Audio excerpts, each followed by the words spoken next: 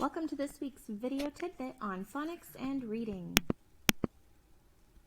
What exactly is phonics? It's a way of teaching the code-based portion of reading and spelling that connects symbol to sound relationships, especially important in beginning reading instruction. Some fun activities and different games that you could do with children to start learning phonics, foundations, and how to really jump off from there is learning through play. Providing fun and engaging games and activities that support their phonemic learning, students will develop a phonemic awareness that will enhance their reading fluency. So A for ambulance, B for ball, C for cactus, D for dog, like in the visual. And you can do this in a number of ways. This is just one example. So just to understand how the reading happens in a child's development, it goes into these steps. So there's the phonemic awareness, which is the letter sounds, phonics themselves, fluency, vocabulary, and then actual comprehension of word structure and how words are pronounced. What do most young children learn about literacy in the preschool years? They learn to name and rhyme alphabet letters, hear rhymes and sounds in words, recognize and write their own names, use new vocabulary words in their conversations, and listen to stories and understand what they hear. So the 7 main steps to teach reading from beginning to reading comprehension is step 1, teaching sounds of individual letters. Step 2, teaching sound blends like TH's.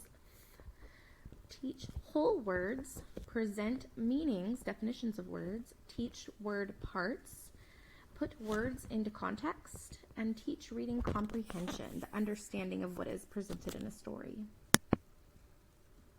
The benefits of reading to children include supported cognitive development, improved language skills, preparation for academic success, developing a special bond with the children, increased concentration and discipline, as well as improved imagination and creativity, cultivating a lifelong love of reading. So whether you're reading a classic, novel, or fairy tales before bed, reading aloud can significantly benefit the children's lives.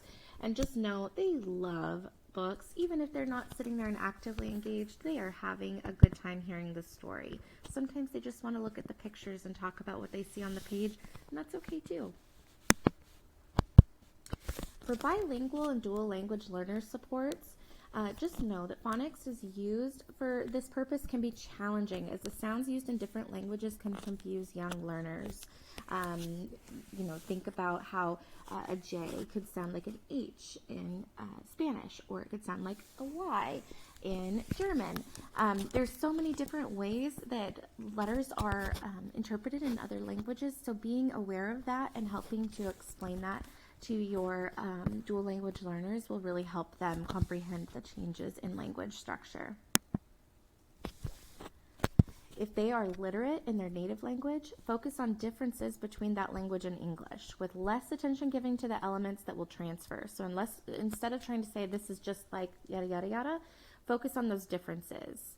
And you're going to need to provide extra patience in reading words, sentences, and stories. Just because they're slow to respond doesn't mean they don't get it. It actually means that their brain is working faster and harder to break down the conversion of the different languages. Now, there are 2 approaches to phonics instruction. The first is systematic and explicit. This means sound and spelling correspondences that are taught directly and systematically. So these are very intentional. Incidental or implicit phonics instructions are sound spelling correspondences that are inferred from reading whole words and introduced as they encounter them in text.